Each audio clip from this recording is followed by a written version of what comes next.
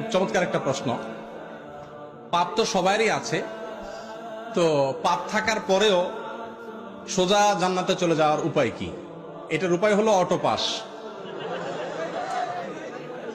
এই যে করোনা ভাইরাসের কারণে স্কুলে ছেলেদেরকে, মেয়েদেরকে, আমাদের শিক্ষার্থীদেরকে অটো পাস করে দেওয়া হয়েছে না?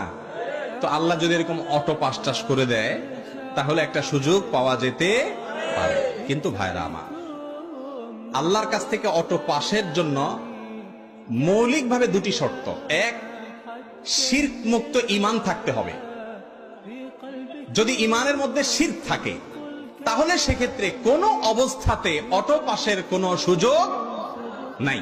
আল্লাহ রাব্বুল আলামিনের কাছে অটো পাস পেতে হলে যেই কাজটি করতে হবে তা হলো শিরক মুক্ত থাকতে হবে। শিরক করে যদি কেউ মারা যায়, আল্লাহ তাআলা আগাম ঘোষণা দিয়েছেন সে অটো পাসটা হবে না, সে সোজা কোথায় যাবে? জাহান্নামে যাবে। ইন্নাল্লাহা লা ইয়াগফিরু আন ইউশরাকা বিহি, আল্লাহর সঙ্গে শিরক করে মারা গেলে, তওবা ছাড়া মারা গেলে তাকে আল্লাহ তাআলা মাফ করবেন না। মুসনাদ আহমদে বর্ণিত হাদিসে নবী সাল্লাল্লাহু আলাইহি ওয়াসাল্লাম বলেছেন, আদ-দাওয়াবিনু ইনদাল্লাহি সালাসা, আল্লাহর কাছে তিন ধরনের মামলা উঠবে।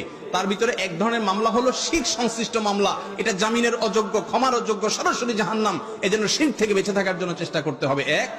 দ্বিতীয় হলো বান্দার হক নষ্ট করা যাবে না। ওই যে আজকে 4টা পয়েন্ট বলেছি, 2টা পয়েন্ট এর মধ্যে চলে আসছে। দেখেন, বান্দার হক নষ্ট করা যাবে না। মানুষের অধিকার যদি নষ্ট করেন, কিয়ামতের দিন আল্লাহ নিজেও বলবেন যে এই মামলা আমি নিষ্পত্তি করব না।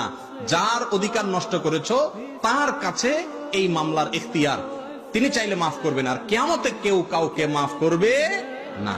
নিজের বাবাও ছেলে মেয়েকে মাফ করবে না। ইয়াউমা ইয়াফিরুল মারউ মিন আখিহি ওয়া উম্মিহি ওয়া আবিহি। এইজন্য ভাইরা আমার, যদি গুনাহ করেও সোজা জান্নাতে যেতে চান, এক, শিরক থেকে বেঁচে থাকবেন।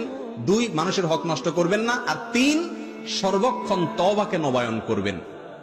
কিছুক্ষণ পর পর বা প্রতিদিনই আল্লাহর কাছে লজ্জিত হয়ে মাপ চাইবেন এবং চেষ্টা করবেন গুনাহ ছাড়ার। এই কসরত যদি করতে করতে থাকেন, ইনশাআল্লাহ আশা করা যায় পাপের পরেও আল্লাহ তাআলা মাফ করে জান্নাত দিবেন।